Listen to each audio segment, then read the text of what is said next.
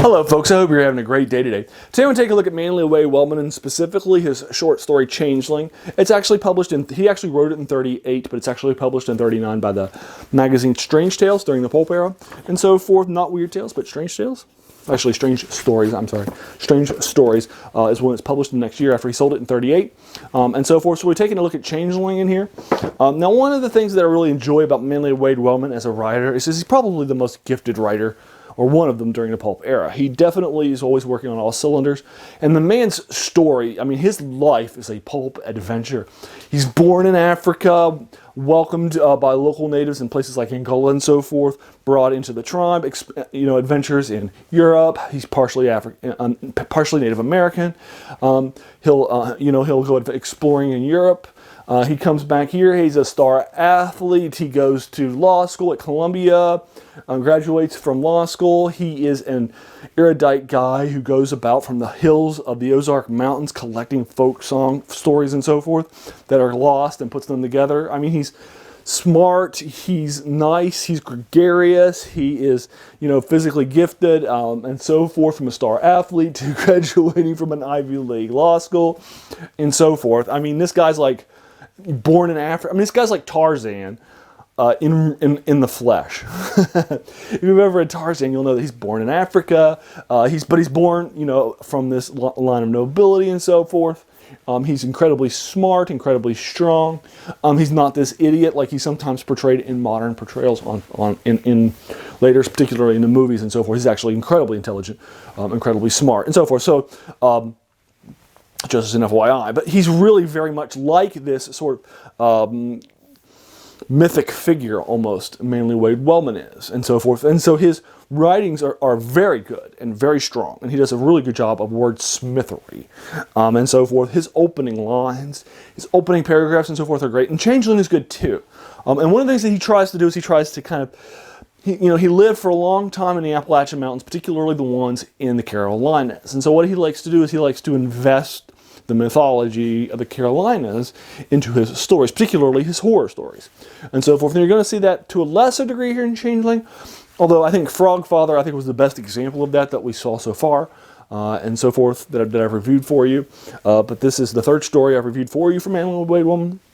And again, he's incredibly gifted as a crafter of stories, and so forth. And again, his passion was bringing these sort of stories of his people in the mountains of the Ozarks and so forth to you, so that you could follow along. So let's take a look again at Manly Wade Wellman. Now, Manly Wade Wellman's story here is the Changeling.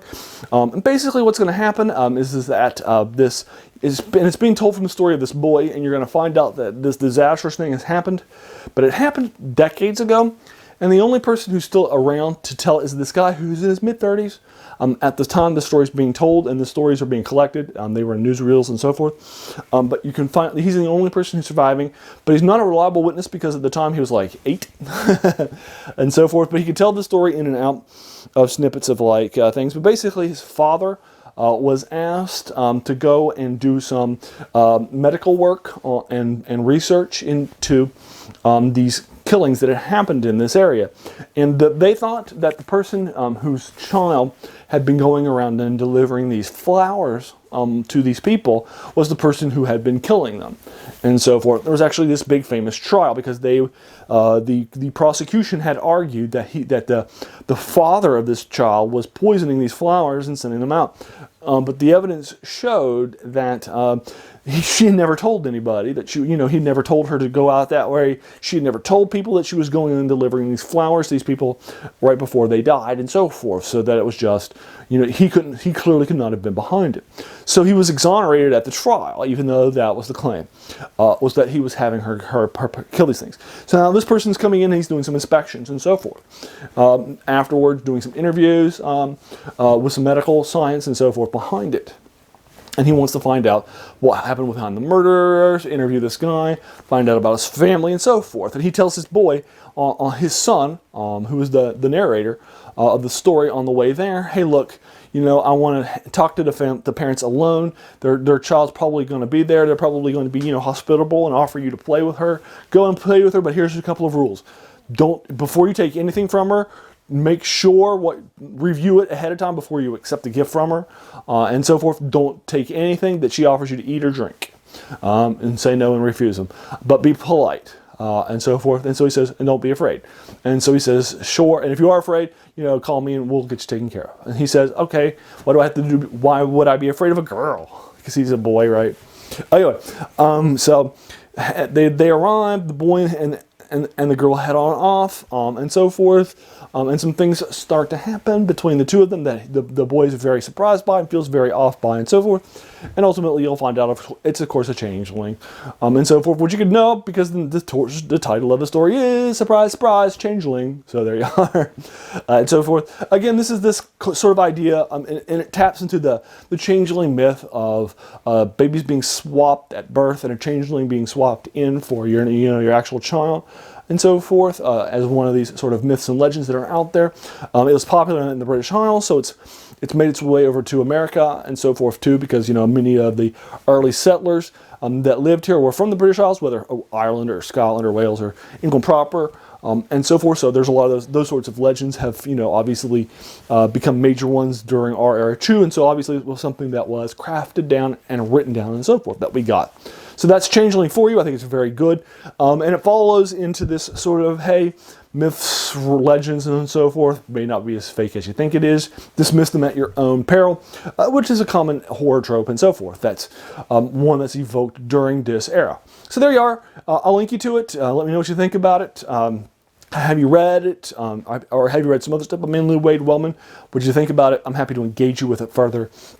Whether you think it's as good as I think it is, or strongly well written as I think it was too. So anyway, there you are. Let me know what you think about in the comments below.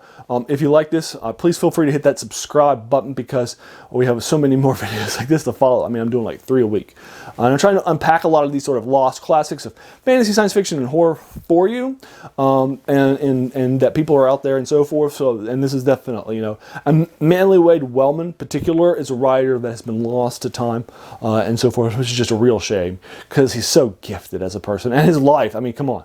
His life is like a story. His life is a character that you would not believe existed. His life is a pulp character. So anyway, there's Manly Wade Wellman for you. If you watch this video all the way to the end, hey, I want to thank you so much for taking some time out of your day. We all have busy days, busy lives, and so many things happening in them. So the fact that you spent this time with me, that's something that's very humbling, and I appreciate that. So have a good one.